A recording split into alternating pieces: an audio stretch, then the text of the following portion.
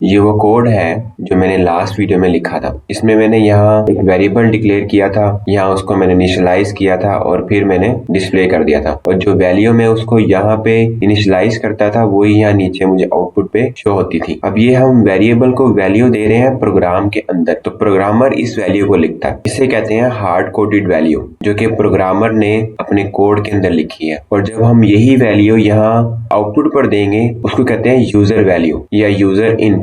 इस वीडियो में हमने यही सीखना है कि हम यहाँ आउटपुट पे कोई इनपुट कैसे दे सकते हैं। अब हम एज अ यूजर इनपुट देंगे। अभी तो हम प्रोग्रामर भी हैं और यूजर भी हैं। हमने ही यहाँ वैल्यू देकर चेक करना है और यहाँ हम प्रीवियस वीडियो में देख चुके हैं वैल्यू देकर। हमने बस इस लाइन को चेंज करना। अभी तो यहाँ पर लिखा हुआ है x इज इक्वल टू 50, लेकिन अब मैं चाह रहा हूँ ये वैल्यू यहाँ पर ना दी जाए बल्कि आउटपुट पर दी जाए। यूजर दे इसको वैल्यू, ना कि प्रोग्रामर दे। तो बस इस लाइन को किस तरह चेंज करेंगे, यहाँ पर लिखना है सी इन, दो ग्रेटर के साइन और फिर वही वेरिएबल जिसमें हमने वैल्यू देनी है x, क्योंकि मैंने ऊपर डिक्लेयर भी x को ही किया हुआ है और x में ही मुझे वैल्यू चाहिए। इस लाइन के लिखने से पहले आपने इस वेरिएबल को लाजमी ऊपर डिक्लेयर करा देना है। जिस तरह ये वाली लाइन में लाइन नंबर 7 पे लिखूंगा और लाइन नंबर 6 पे मैंने इसको ऑलरेडी डिक्लेयर कराया हुआ है। जब हम डिक्लेरेशन और इनिशियलाइजेशन दोनों एक ही लाइन में करते थे तो हम ऐसे लिख सकते थे int x is equal to 50। इसमें डिक्लेरेशन भी और इनिशियलाइजेशन दोनों एक साथ हो जाती थी, लेकिन सी इन के केस में ऐसा नहीं है। सी इन के केस में आपने इस लाइन से पहले उसे डिक्लेयर लाजमी करना है। इनको एक लाइन में इस तरह डिक्लेयर नहीं करा सकते। और ये लाइन चूंकि एंड हो चुकी है, इसके बाद सेमीकोलन हम लिख देंगे। अब इस लाइन को मैं कोड में लिख के दिखाता हूँ और रन करके देखते हैं कैसी आउटपुट आती है। मैं इस लाइन को यहाँ से खत्म कर रहा हूँ और यहाँ मैं लिखता हूँ सी इन, दो ग्रेटर के साइन और वही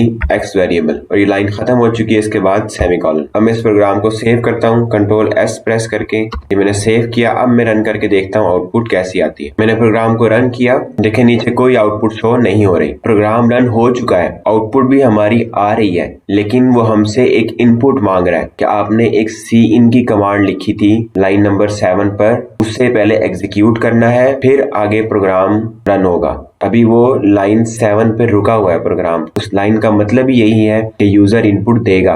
अभी तक हमने कोई इनपुट नहीं दी तो प्रोग्राम यहीं पे स्टॉप हुआ है। अब अगर मैं यहाँ पे क्लिक करता हूँ तो मैं यहाँ कोई भी इनपुट दे सकता हूँ। और इनपुट मैंने कौन सी देनी है, मैंने वेरिएबल बनाया था x इंटीजर टाइप का, तो मैंने इनपुट कोई इंट नंबर ही देना है। फॉर एग्जाम्पल मैं 50 लिखता हूँ। 50 लिखना जरूरी नहीं है। 50 मैं इसलिए कह रहा हूँ कि अभी जो हमने कोड देखा था उसमें 50 लिखा हुआ था, तो इसलिए मैं 50 ही दे रहा हूँ। वैसे कोई भी नंबर हम दे सकते हैं, लेकिन ये शर्त है कि वो इंट ही हो। मैंने 50 लिखा और एंटर प्रेस किया तो ये आउटपुट शो हो गई। इसमें पहला 50 वो है जो मैंने एंटर किया था और दूसरा 50 इस सी आउट की वजह से है, क्योंकि इस लाइन का मतलब ये है कि जो x की वैल्यू थी उसने डिस्प्ले भी होना है। अगर मैं यहाँ से सी आउट की कमांड निकाल देता हूँ, फिर देखते हैं इसकी आउटपुट क्या आती है। मैं इस लाइन को यहाँ से खत्म कर रहा हूँ। प्रोग्राम को मैंने सेव किया। अब मैं रन करके देखता हूँ इसकी आउटपुट कैसी आती है। अब फिर से कोई आउटपुट शो नहीं हो रही। मैंने यहाँ पर क्लिक करना है। अब मैं यहाँ से कोई भी नंबर लिख सकता हूँ। फिर से मैं लिखता हूँ 50 और एंटर प्रेस करता हूँ। तो अब देखें कोई दूसरा 50 शो नहीं हुआ। क्यों? क्योंकि मैंने सी आउट की लाइन वहां से हटा दी। दूसरा 50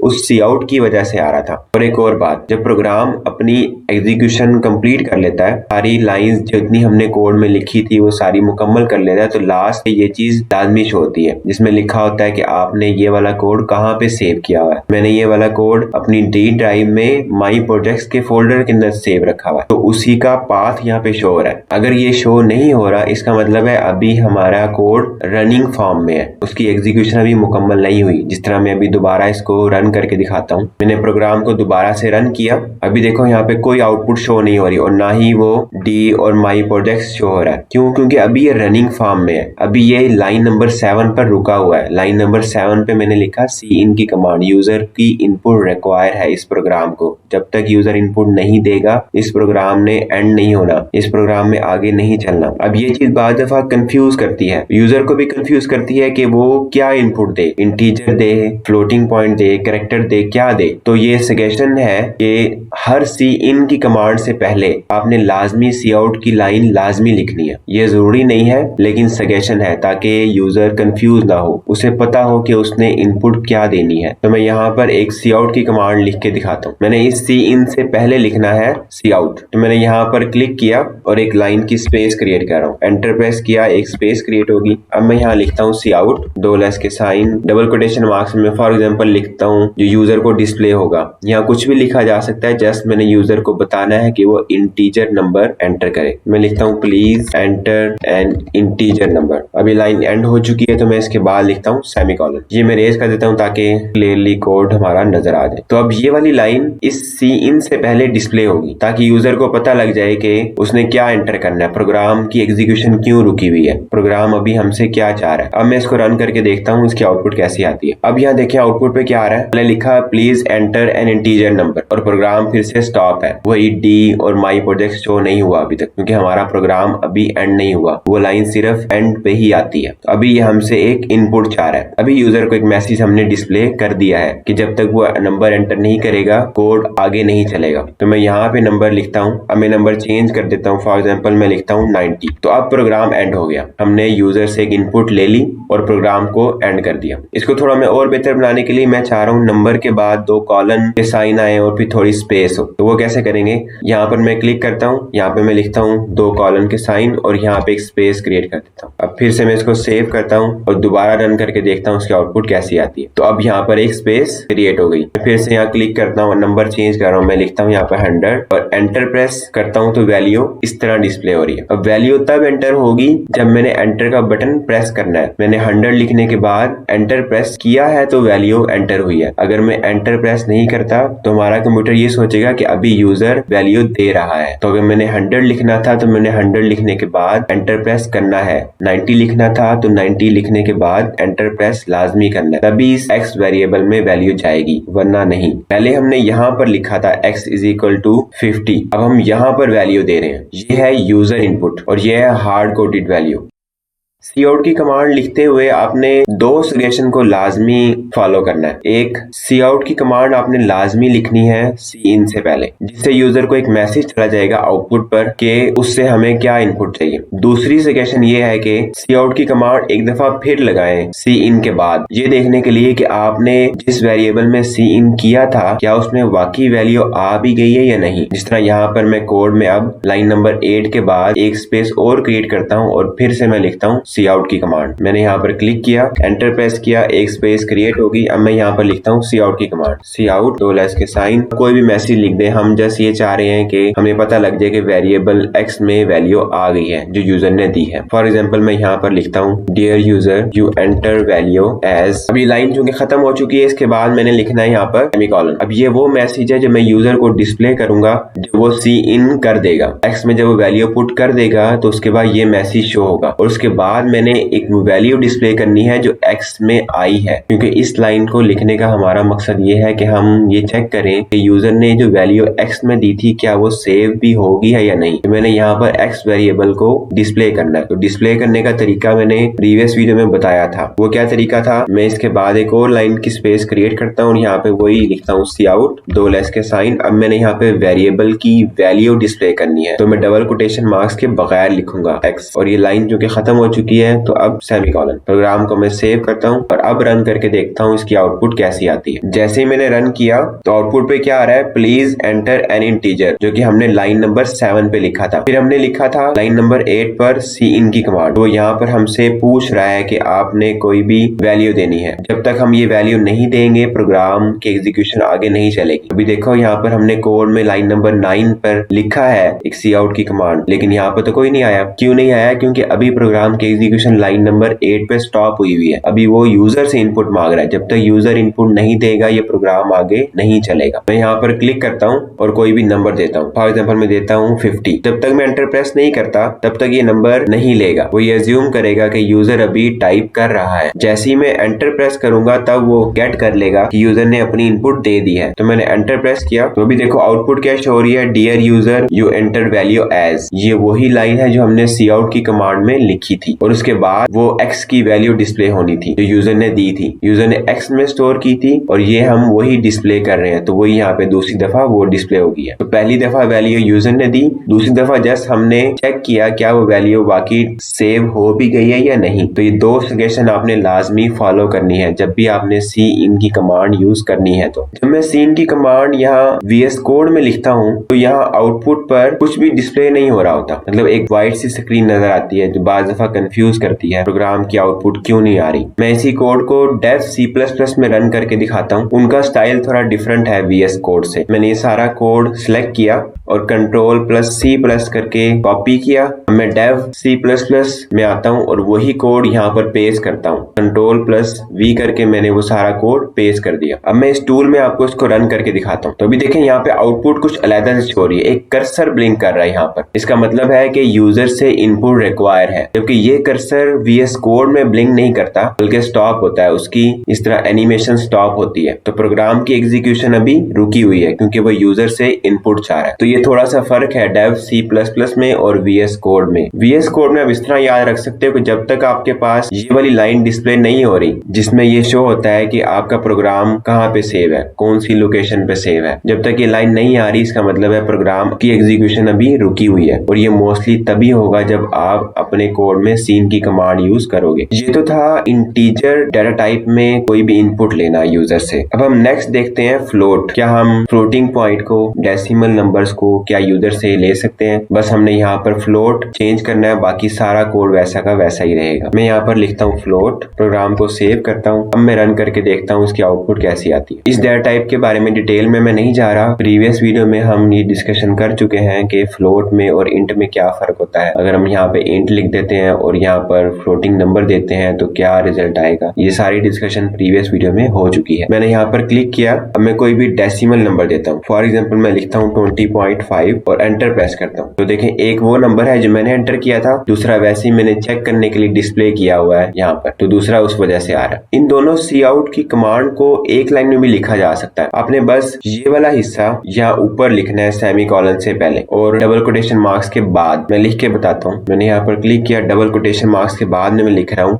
दो लेस के साइन जो x से पहले लिखे थे और अब मैं लिखता हूँ x। ये लाइन मैं यहाँ से खत्म कर रहा हूँ। अब मैं इसको सेव करके रन करके देखता हूँ आउटपुट कैसी आती है। जैसे मैंने रन किया तो ये मुझसे पूछ रहा है कि कोई इनपुट चाहिए। मैं यहाँ पर क्लिक करता हूँ और फिर से लिखता हूँ 20.5। नंबर आप चेंज कर सकते हैं। मैं जस्ट वही नंबर इसलिए एंटर कर रहा हूँ ताकि प्रीवियस आउटपुट जैसी ही आउटपुट शो करना चाह रहा हूँ। मैंने वही नंबर लिखा 20.5 और एंटर प्रेस किया तो आउटपुट वैसी ही है जैसे पहले शो हो रही थी, कोई फर्क नहीं पड़ा। हालांकि हमने यहाँ पर एक सी आउट की लाइन यूज की है। तो पहले मैंने इस तरह लिखा था, अब बस ये दो लेस के साइन और x को मैंने बस यहाँ पर लिख दिया सेमीकोलन और डबल कोटेशन मार्क्स के दरमियान में। सी आउट की कमांड ऑलरेडी यहाँ पर लिखी हुई है इसलिए मैंने उसको नहीं लिखा, सिर्फ ये सिंबल और x को आपने यहाँ पर लिखना है। तो दो सी आउट कमांड की बजाय आप एक कमांड भी यूज कर सकते हो। ये हम तब यूज करते हैं जब हमने कोई मैसेज भी डिस्प्ले करना हो और वेरिएबल की वैल्यू भी डिस्प्ले करनी हो, तो हम इन दोनों को इस तरह कंबाइन कर सकते हैं। या तो आप दो सी आउट की कमांड लिख लो जिस तरह पहले लिखी थी, या इस तरह एक में कंबाइन कर लो।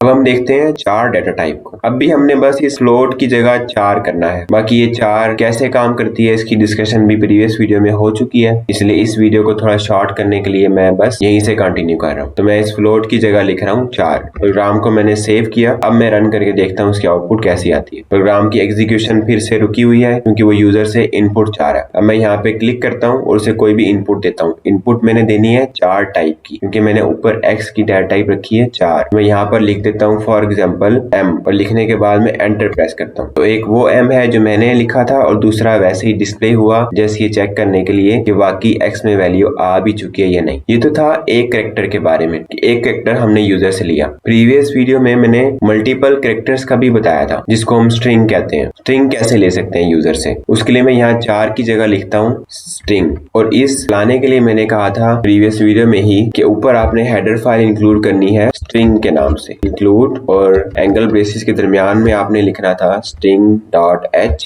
और एंगल ब्रेसिस क्रॉस। अब इस प्रोग्राम को सेव करें और रन करके देखें आउटपुट कैसी आती है। मैंने प्रोग्राम को रन किया, फिर से प्रोग्राम की एग्जीक्यूशन यहाँ पे स्टॉप हुई हुई है क्योंकि वो एक इनपुट चाह रहा है। मैं यहाँ पर क्लिक करता हूँ और कोई भी इनपुट देता हूँ जो कि मल्टीपल कैरेक्टर्स वाली होगी। फॉर एग्जाम्पल मैं यहाँ पे लिखता हूँ मोहम्मद।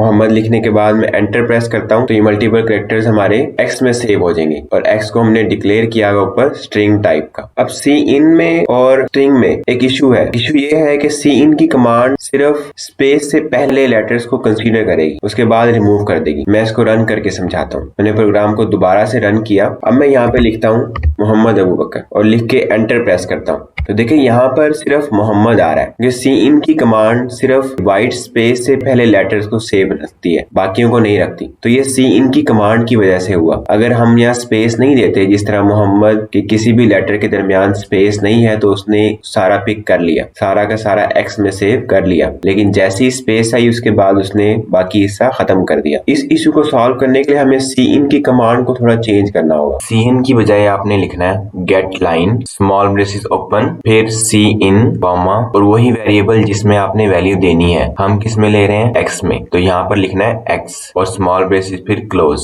ये लाइन चूंकि एंड हो गई है इसके बाद हमने यहाँ पे सेमीकोलन लिख देना। ये वाली लाइन हम लिखेंगे इस लाइन नंबर 9 पर। लाइन नंबर 9 ये सीन वाला हम खत्म कर देंगे और उसकी बजाय हम इस तरह लिखेंगे। तो ये मैं कोड में लिख के दिखाता हूँ। अब इस लाइन को मैं खत्म कर रहा हूँ और मैं इसकी बजाय लिख रहा हूँ getline small braces open cin comma और वही वेरिएबल एक्स। ये लाइन चूंकि खत्म हो गई है इसके बाद मैं लिख रहा हूँ सेमीकोलन। प्रोग्राम को मैंने सेव किया। अब मैं दोबारा से रन करके देखता हूँ इसकी आउटपुट कैसी आती है। ये भी हम चेंज कर लेते हैं। यहाँ लिखा आ रहा है कि please enter N integer number. अब चूंकि हम कैरेक्टर दे रहे हैं तो मैं ये इंटीजर भी चेंज कर देता हूँ। मैं यहाँ लिख देता हूँ प्लीज एंटर योर नेम। पहले यहाँ पे इंटीजर लिखा होता, एरर तो कोई नहीं आना था उसकी वजह से, लेकिन बस हम अपने यूजर को अच्छी आउटपुट दिखाना चाह रहे हैं कि वो कैरेक्टर में इनपुट दे कोई। अब मैं फिर से रन करता हूँ। अब मैं यहाँ पे कोई भी वैल्यू देता हूँ, जिस तरह मैंने पहले लिखा था अपना नेम, अभी मैं वही लिख रहा हूँ मोहम्मद अबू बकर। लेकिन पहले मोहम्मद सिर्फ डिस्प्ले हुआ था और बाकी डिस्प्ले नहीं हुआ था। लेकिन अब देखते हैं आउटपुट कैसी आती है। मैं अपना नाम लिखने के बाद एंटर प्रेस करता हूँ तो देखें अब स्पेसिस के साथ वैल्यू डिस्प्ले हो रही है। तो ये कैसे हुआ? पहले हम यूज कर रहे थे यहाँ पे सी इन, लेकिन अब यूज कर रहे हैं हम गेट लाइन और सी इन हमने कुछ इस तरह से लिखा है। तो ये सिंटैक्स आपने याद रखना है कि हम सी इन कैसे यूज करेंगे और गेट लाइन कब यूज करेंगे। यही काम हम 4 यूज करते हुए भी कर सकते हैं कि मैं कहता हूं कि हम डेटा टाइप पर 4 ही यूज करें, हम ये वाली स्ट्रिंग यूज ना करें और ये हम हेडर फाइल भी ना यूज करें। हम इसी 4 में रहते हुए आउटपुट ऐसी ही लेकर आए। ये पॉसिबल कैसे होगा? इसके लिए हमें कुछ लाइंस चेंज करनी होंगी। पहली लाइन तो यही है, लाइन नंबर 7। इसकी बजाय हमने लिखना है 4 स्पेस के बाद एक्स वेरिएबल ही आएगा और साथ हम लिखेंगे कितने हमें कैरेक्टर्स यूजर से लेने हैं। स्केयर ब्रेसेस के अंदर आपने वो कैरेक्टर्स की काउंटिंग लिख देनी है, कितने कैरेक्टर्स आपने यूजर से लेने हैं। फॉर एग्जांपल मैं कहता हूं कि 50 कैरेक्टर्स ज्यादा से ज्यादा यूजर दे सकता है। ये लाइन चूंकि एंड होगी इसके बाद सेमीकोलन। ये लाइन में लिखूंगा यहाँ लाइन नंबर 7 पर। अभी मैंने यहाँ पे लिखा हुआ है स्ट्रिंग, लेकिन अगर मैंने यहाँ पे 4 यूज करना है तो मैं ये लाइन इस तरह चेंज करूंगा, 4 स्पेस के बाद एक्स। एक्स ये वही वेरिएबल है जिसमें मेरा यूजर का डाटा सेव होगा, यूजर की इनपुट सेव होगी। और यहाँ मैंने 50 लिखा है। मैं कह रहा हूँ कि यूजर मैक्सिमम 50 कैरेक्टर्स दे सकता है। और लाइन नंबर 9 की बजाय मैंने लिखना है cin dot getline small braces open, वही वेरिएबल जिसमें आपने वैल्यू सेव करनी है। मेरा यहाँ पर एक्स है तो मैं एक्स लिखूंगा कॉमा, फिर ये वाली लेंथ जो मैंने यहाँ पर लिखी थी वापस मैंने दोबारा से फिर लिखनी है। तो मैंने ऊपर लिखा था 50 तो मैं यहाँ भी लिख रहा हूँ 50 और स्मॉल ब्रेसेस क्लोज। ये लाइन चूंकि खत्म होगी इसके बाद सेमीकोलन। अब चूंकि मैं स्ट्रिंग यूज नहीं कर रहा तो मैं ये वाली लाइन यहाँ से खत्म कर सकता हूँ। ये लाइन नंबर 2 की मुझे जरूरत नहीं है अगर मैं जब 4 यूज करूंगा। इसे मैं कोड में लिख के बताता हूँ। पहला काम ये करना था, इस स्ट्रिंग की बजाय लिखना है 4, तो मैं ये स्ट्रिंग खत्म करके यहाँ पे लिखता हूँ 4। दूसरा काम इस लाइन को चेंज करना है, तो इस लाइन की बजाय लिखना था सी इन डॉट गेट लाइन फिर स्मॉल ब्रेसेस ओपन और साथ ही क्लोज और इसके अंदर लिखना है एक्स कॉमा और वही लेंथ जो ऊपर यहाँ एक्स के साथ लिखनी है। मैं यहाँ पे लिखता हूँ 50। ये लाइन चूंकि खत्म होगी इसके बाद सेमीकोलन और यही 50 मैंने यहाँ ऊपर भी लिखना है स्केयर ब्रेसेस के अंदर। स्केयर ब्रेसेस मैंने ओपन की साथ क्लोज और इसके अंदर मैंने लिख दिया 50। अब इस हेडर फाइल की मुझे जरूरत नहीं है, लिख ही रहे तो भी कोई एरर नहीं आएगा, लेकिन ये अच्छी प्रैक्टिस है जो हेडर फाइल आप यूज नहीं कर रहे उसको कोड में भी ना लिखें। तो मैं इसको भी खत्म कर रहा हूँ। प्रोग्राम को मैंने सेव किया। अब फिर से मैं रन करके देखता हूँ इसकी आउटपुट कैसी आती है। वैल्यू में वही देता हूँ जो भी मैंने दी थी, अपना नेम लिखा था वही मैं फिर से लिख रहा हूँ मोहम्मद अबू बकर, ताकि ये चेक किया जा सके कि पहले जो आउटपुट आ रही थी स्ट्रिंग से क्या वही आ रही है वापस या चेंज होती है। तो मैंने अपना नाम लिखकर एंटर प्रेस किया तो देखें वही वैसी आउटपुट है जैसे पहले थी। मतलब हम स्ट्रिंग से भी ऐसी आउटपुट क्रिएट कर सकते हैं और 4 से भी कर सकते हैं। बस थोड़ा सा फर्क है हमने लाइंस कैसे चेंज करनी है। पहला ये फर्क है कि हम 4 यूज करेंगे और x के साथ हम लेंथ लिखेंगे। ये हम स्ट्रिंग के केस में लेंथ नहीं लिख रहे थे, लेकिन जब हम 4 यूज करेंगे फिर हमने लेंथ लाजमी स्पेसिफाई करनी है और ये लेंथ नंबर ऑफ कैरेक्टर्स को रिप्रेजेंट करती है। कैरेक्टर्स कौन से हैं? जिस तरह ये मैंने अभी इनपुट दी थी मोहम्मद अबू बकर, ये सारे इसमें कैरेक्टर्स हैं। m एक कैरेक्टर है, u एक कैरेक्टर है,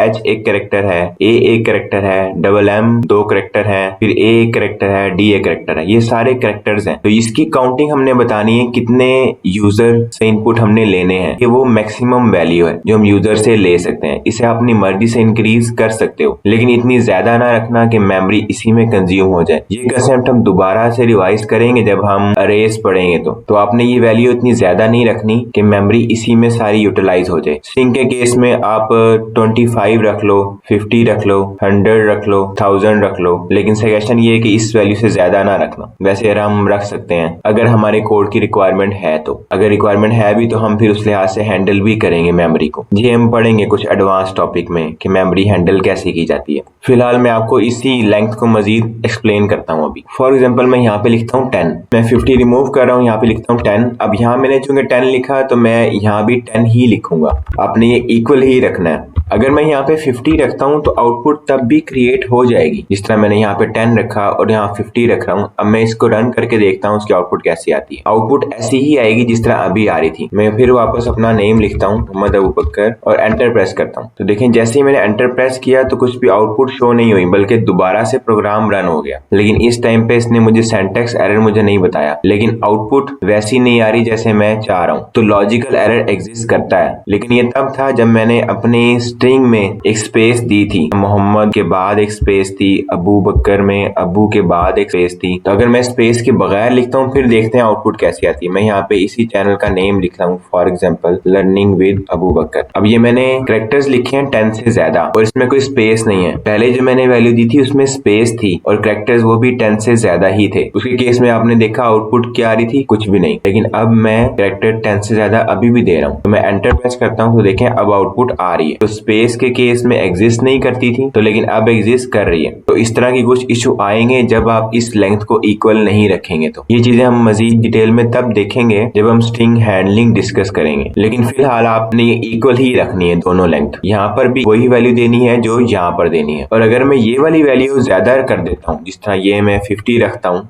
और ये वाली 10 कर देता हूँ, फिर तो हमारी वो वैल्यू स्टोर होंगी नहीं। अगर हमने ज्यादा दे दी 10 से तो फिर वो स्टोर होंगी नहीं। मैं इसको रन करके दिखाता हूँ और फिर से मैं वही लिखता हूँ लर्निंग विद अबू बकर, जो हमारे इस चैनल का नेम है। तो देखें अब पूरी वो वैल्यू आई नहीं जो यूजर ने दी थी, क्योंकि हमने यहीं पे 10 कर दिया। तो ये मैंने 2 केसेस बताए हैं। अगर आपने यहाँ पर 10 किया और यहाँ पर 50 था तो सिर्फ स्पेसिस के बगैर वाली आउटपुट तो सही आएगी, लेकिन स्पेसिस वाली गलत आएगी। और अगर आपने इस तरह कर दिया कि इसकी लेंथ ज्यादा है और इसकी लेंथ कम है, तो फिर तो वो कैरेक्टर ही छोड़ देगा जो उस लेंथ से ज्यादा आ रहे होंगे। तो आपने इन दोनों लेंथ को इक्वल ही रखना है। अब मैं इन दोनों जगह पे 10 ही रख देता हूँ। यहाँ भी मैंने 10 रखा, मैंने प्रोग्राम को फिर से रन किया। अब मैं यहाँ अपना नेम लिखता हूँ मोहम्मद अबू बकर और लिख के एंटर प्रेस करता हूँ। अभी देखें सिर्फ मोहम्मद डिस्प्ले हो रहा है और बाद वाले कैरेक्टर्स ने स्किप कर दिए। ये इसने अभी हमें टोटल 10 कैरेक्टर्स शो किए हैं आउटपुट पर। टोटल 8 कैरेक्टर है और मोहम्मद के बाद यहाँ पे एक व्हाइट स्पेस है, तो ये व्हाइट स्पेस भी इंक्लूड है। तो 9 कैरेक्टर्स वो है जो यूजर ने दिए थे और एक कैरेक्टर वो है जो स्ट्रिंग में एंडिंग पॉइंट था। वो